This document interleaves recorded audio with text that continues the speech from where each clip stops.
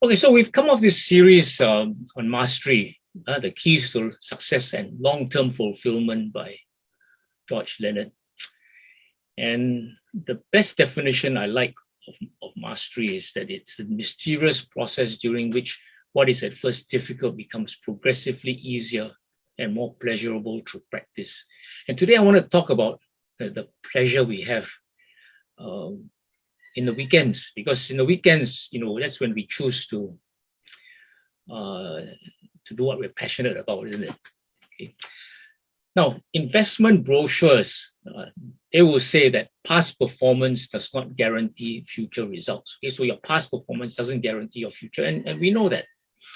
Okay, even if you're a champion athlete, you will find, as some people found in the recent SEA Games, their records being broken. Okay, just because you were a champion once doesn't mean you will be a champion in the future. Okay, but if you want to start the week well with a motivating Monday, a motivational Monday, it certainly helps to have a wonderful weekend. Don't you agree? It helps to have a wonderful weekend. And as I said, what you choose to do in your precious weekend is usually what you are passionate about. So my topic, actually, the broad topic, is about purposeful passion. What you want to do for long term, for the rest of your life. Okay. Now let me share with you why I had a wonderful weekend, and I'm going to go through some slides here. Okay, so if I can share my screen.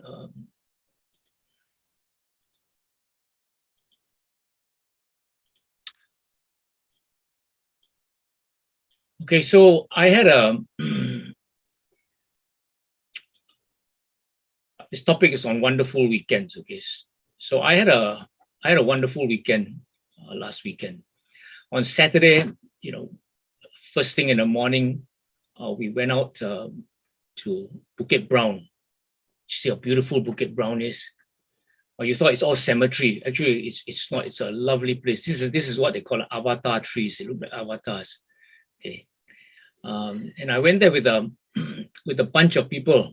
Okay, there were 8 dogs and maybe 8 or 9 owners. Okay, there was a couple there, so there'll be 9 owners. Okay, and all Ridgebacks. Okay, this is part of the tramping through. So it's a great place for tramping, which I think few people go to. Okay.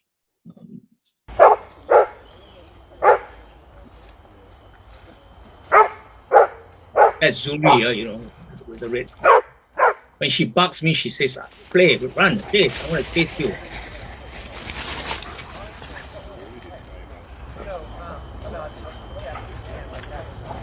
Simba! Simba! Simba! Stop it! Stop it! Simba! Come back! Come back! Stop it!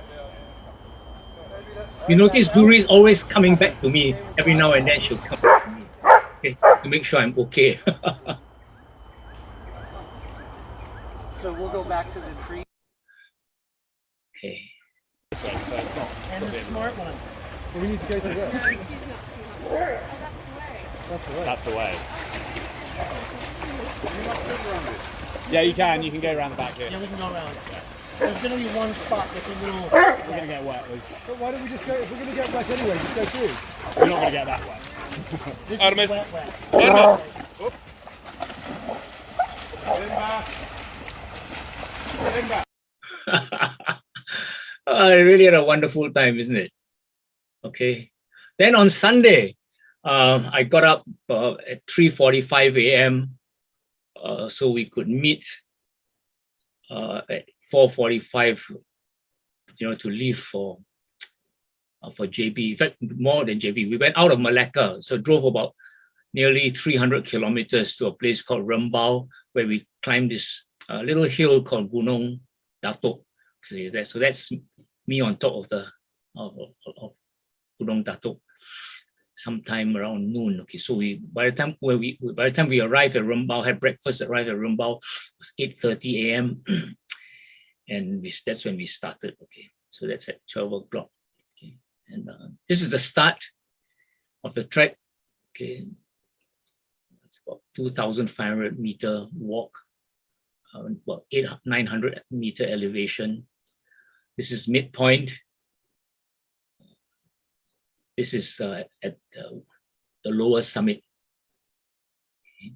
And of course, this is at the just a little bit higher summit. What a beautiful view, isn't it? And you know, they always want to have fun, dress up. So Lena brought a dress. This one's got a toga on, and they're having lots of fun. Okay. In fact, this is beginning to sound like a new skin product. All of the good, none of the bad. But you know, that's not life, okay? Life has got ups and downs. In fact, when you go up, you got to come down, isn't it? And so that's a photo of us coming down. This is Hui Xuan, number 60, that's her age. And she's coming down.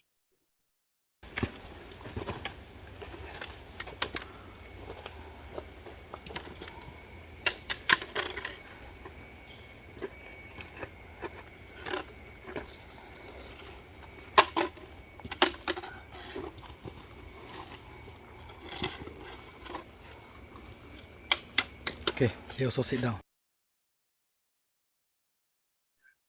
Okay, so yeah, so that's how I spent my weekend. It was a wonderful weekend. I finally got back home at 10 o'clock. Okay, there was a bit of a jam, the causeway, about maybe 2 hours later, but you know, 18 hours out there on a Sunday. So what are some life lessons here? Okay, so let me share with you some of my reflection. Okay, first of all, community. Okay, there's pleasure in community. You look at the dogs having fun, the humans, you know, they're chatting with each other for 2 hours. Okay, you know, gotta be pleasurable. We were having fun. We were having fun watching the dogs having fun, watching each other having fun. Okay. So in a community, there's safety also. You look out for each other. Okay, always looking out for each other. Obviously, in a new jungle, when you're walking, you've got to wait for each other. Okay, the driver, for example, there was a near accident. Okay, but this one sitting next to the driver to keep him awake was alert. I was watching him. You know, he had switched from his maps. I'm sitting behind watching him to switch from his maps to the apps, and I'm wondering why is he on an app? But when you're on the highway on the right lane, and suddenly, you know, the car in front stopped, and this one shouted out, and the car auto sort of brake, swung into action. Okay, so that's looking out for each other, and of course, you know, being with the slower ones, making sure that they're safe, they're okay. Okay, in a community, is an opportunity to practice love and care. Okay, so Zuri is a dainty young lady. I mean, she's so sometimes when you reach an obstacle, even a stream, all the rest just run across. She's waiting now. You know, she's hesitant down there. So I wait for her, and the others, you know, wait for me as well.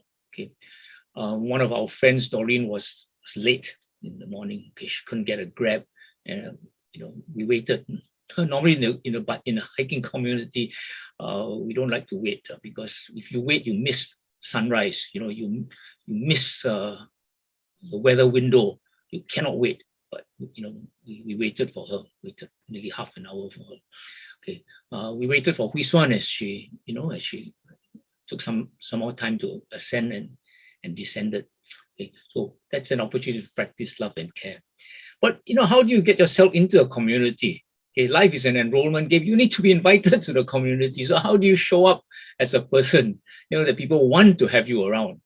Okay, so you know, some of our friends, our customers, you know, we feel bad that we keep chasing them. Actually, if we don't remind them of their commitment to their health, like your financial planner, remind you of your commitment to protect your family, to protect your future.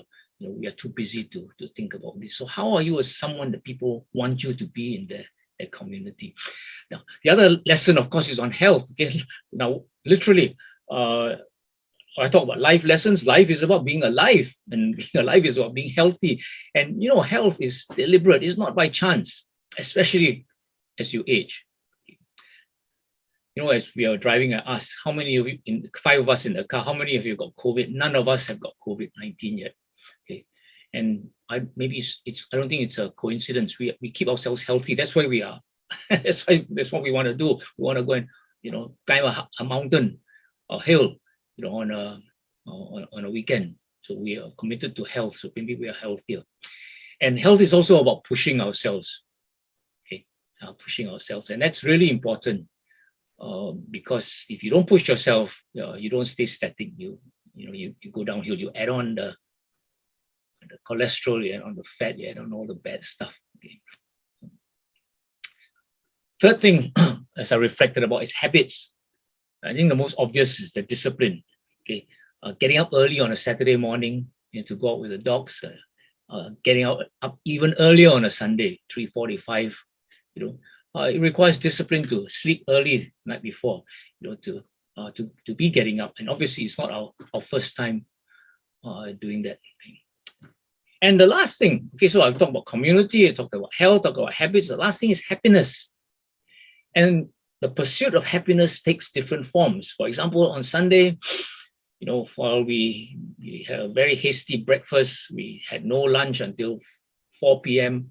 May started, a day, and throughout the whole day was celebrating in a luxurious environment with food, and that's the way, what makes her happy, it makes people around her happy. Okay, so the pursuit of happiness, is it selfish? I don't think it's selfish. Okay, it's essential that you pursue happiness if you're going to build resilience against depression, anxiety, the cares of the world, what we call the modern day lifestyle. Okay, so if you want to pursue happiness, if you want to have a meaningful life of contribution, so that you get up first thing in the morning, which is actually the worst time of the day for the general public, have to go out and work. Okay, we are excited about the week that's ahead. How do you do that? Okay, because you've had a great weekend, you've pursued happiness, and you know how to be happy, you know how to focus on what's good. So what's next? Okay, ask myself the question, how can I have more people to be part of different communities where health, good habits are developed, and where there is happiness? So I hope you learned something and you enjoyed the videos of the dogs. I watched that several times, the video of the dogs in the water.